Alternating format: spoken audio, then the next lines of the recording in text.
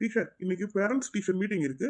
வர்ற பேரண்ட்ஸை ஒவ்வொருத்தரா ஸ்டூடெண்டோட என்ன ரூமுக்கு அனுப்பி விடுங்க, நான் பேசிக்கிறேன். சரிங்க சார். சார் உள்ள வரலாமா? வாங்கம்மா.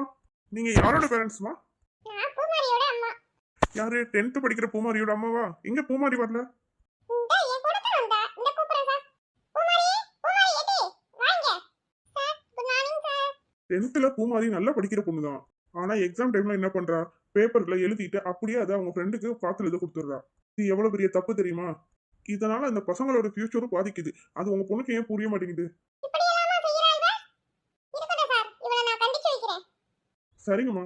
10த்ன்றது பப்ளிக் எக்ஸாம். அதுல நல்ல மார்க் எடுத்தாதான் அடுத்த ஸ்டேஜுக்கு போக முடியும். இதை உங்களுக்கு பொண்ணுக்கு புரிய வைங்க. படிக்கிற பொண்ணே இப்படி செஞ்சா எப்படி நாங்க அடுத்த பிள்ளைங்களுக்கு பாடம் எடுத்த முடியும்?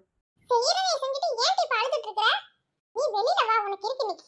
Good morning sir. செய்யறதெல்லாம் செஞ்சுட்டு முகத்தை ஏன் அப்படி வச்சுக்க? சார், ஏன் சார் என் பிள்ளைய ஏசுறீங்க? ஏமா, உங்க பிள்ளைய என்ன நான் ஒண்ணுமே சொல்லல. இனிமேல் தான் சொல்லவே போறேன். படிக்கிறது 10th. ஒழுங்கா ஒரு பாடம் கூட படிக்கிறது கிடையாது. எல்லாத்துலயும் ஃபெயில் ஆயிடுறது. கிளாஸ் டெஸ்ட்ல கூட நல்ல மார்க் எடுக்கிறது இல்ல. என்ன சார் சொல்றீங்க?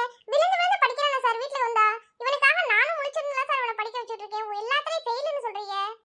அம்மா, இவன் உங்களை நல்லா ஏமாத்துறான். கிளாஸ்ல எதுவுமே படிக்கிறது கிடையாது. எல்லாரோடையும் பேசிட்டு இருக்கிறதா வேலை. தினமும் ஹோம்ஒர்க் எழுதாம வந்து பனிஷ்மெண்ட் வாங்குறதா வேலையா வச்சிருக்கான். ஐயையோ, சார் மொத்தமா போட்டு கொடுத்துட்டாரே. தொலைங்க எனக்கு வீட்ல. வீட்ல நீ இப்படிதான் சொல்லி வச்சிருக்கியா? நல்லா படிக்கிறேன், ஃபர்ஸ்ட் மார்க் எடுக்கிறேன் அப்படின்லாம் சொல்லி வச்சிருக்க. பெத்தவங்களை ஏமாத்தலாமா?